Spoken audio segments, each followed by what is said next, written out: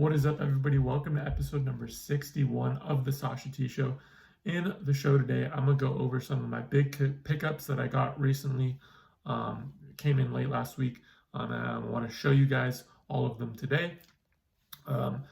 2 weeks ago, I believe, I put a video out showing the LeBron James Topps Chrome PSA 10 that I picked up. And actually, in that video, I said, hey, look, if any of you guys are even selling, I might even want to buy more. Well, that's what happened. I actually bought another LeBron James Topps Chrome 111 PSA 10 rookie card. I paid $5,750 for this one. So, a bit under eBay comps, which you always love to see. Came in, no complaints. Great looking card. So I'm really excited about this. So now we're at two. We have two of these now currently. It's crazy to see the prices now, right? I've talked about this a ton, but in my videos, I've talked about, hey, look, if prices of these iconic legends, I don't think they're going to stay at this price for much longer, and they're in the future they're going to become unbuyable. So that's why I wanted to buy just another one of these and kind of put it away. Just in the summer I was paying, or late summer, like right before the season started, I was paying like $2,000 for that card. So a little bit of a price difference from what it was previously, but again, guys, I think that iconic, figures, iconic guys, MJ, Kobe, LeBron, those players, rookie cards and cards in general, I think those are eventually going to become unbuyable. So that's why I decided to pick up another one of those, and I think the playoffs will happen, and I'm excited to see how the Lakers play as a Lakers fan. Next up, guys, I know that I've been talking about tennis cards, and I put out another video showing the ones that I did pick up. I don't know if tennis is ever going to have value, but I just have a weird feeling about it. Looking at the market currently right now and seeing, everything, kind of increasing in price. When I looked at tennis cards, I was like, hey, look, these top tier tennis players, their cards are still relatively really cheap, and I can go buy up a couple up and just store it. Might as well, throw a little bit of money at it and see what happens. So I did pick up Serena Williams card. This is her earliest card, so this is from 1999, Sports Illustrated 4Kids card. If you look at the pop reports at PSA for these, there are virtually none. So I saw this BGS 7.5 on eBay. It was like, I gave him an offer for like $50. He took it. So I was really excited to pick this up. Again, guys, I don't know if tennis is ever going to gain value, but it's something where I thought, hey, you know what, let me just put a little bit of money into it, because, these cards aren't relatively that expensive. To me, like picking up a Serena Williams card, which is, she's considered, the best women's tennis player of all time, with an extremely low pop report. I don't even think in the pop report there is a 10 for PSA. So picking up, BGS 7.5, it just made sense in my head. But again, guys, I don't know if it's ever going to have value, or go up the way that these basketball cards and soccer cards will. We will see over time, and I'm excited to kind of track where those cards go. And next up, guys, I picked up about 12 Luka Doncic rookie cards, base Prism PSA 10 rookie cards last week.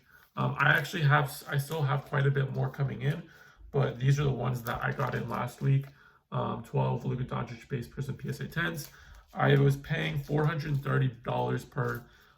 So I believe it came out for all 12 Lukas. I paid $5,160 for all 12 Lukas. Guys, Luka Doncic has showed so much to us just this year. Man, it was almost like every night he was having a 30-point triple-double, which is amazing to see. So I know his price has, at 400, or I think on eBay now they're selling for like 500. But just think about it this way: if the playoffs do come back this year, and hopefully within the month, there's going to be a lot of attention on those like top 5, top 10 NBA players that are in the playoffs, and Luka's going to be one of them. And his prices are going to probably his prices, just because the attention's going to be there on them. I could see it going up quite a bit. And also, I'm okay with holding Luka, especially going into next next season.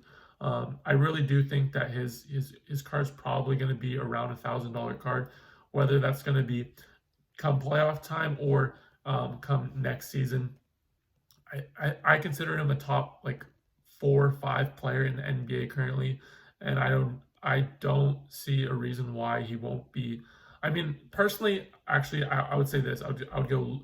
You got LeBron, you got Giannis, and yeah, I would say top 5. So I don't see any reason next year where he couldn't be again in that top 5 and maybe make a run at a MVP level season. Um, because he's a baller and he's balling. And with Porzingis and them together, I really like that duo.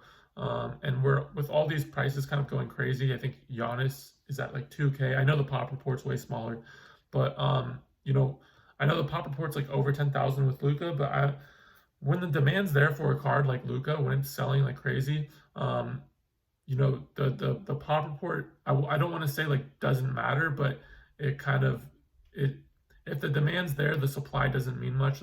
The supply is just trying to match the demand, right? So again, you guys know me. I've been buying Luka for a long time. Um, Over the summer, again when they were $60 a pop. It's funny now that I'm paying 430 for one instead of 60, right?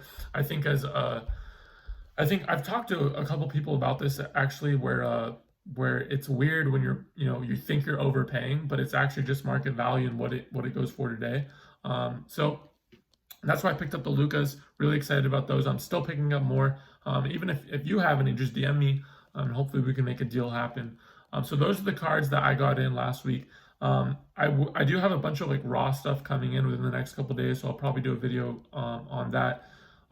Maybe either later this week or early next week about all the stuff I'm also getting in. So essentially with the Lucas and the LeBron, I'm basically in it, let's round it 11K, which I like because I like both the players. I think LeBron's Topps Chrome 111 PSA 10 won't stay at that $6,500 mark on eBay for much longer, especially if the playoffs do come back.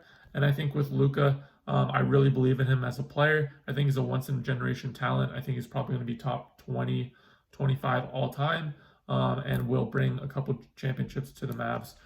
So I really like him as a player, and I really like him as a card investment as well.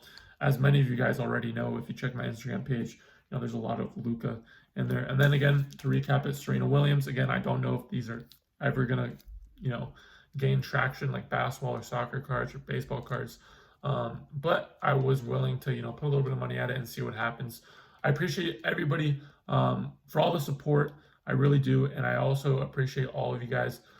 If you can like this video and subscribe to the channel, that would mean a ton to me. And then if you're listening on Spotify, please follow me on there. I know yesterday there's only a YouTube video because the recording for Spotify didn't work.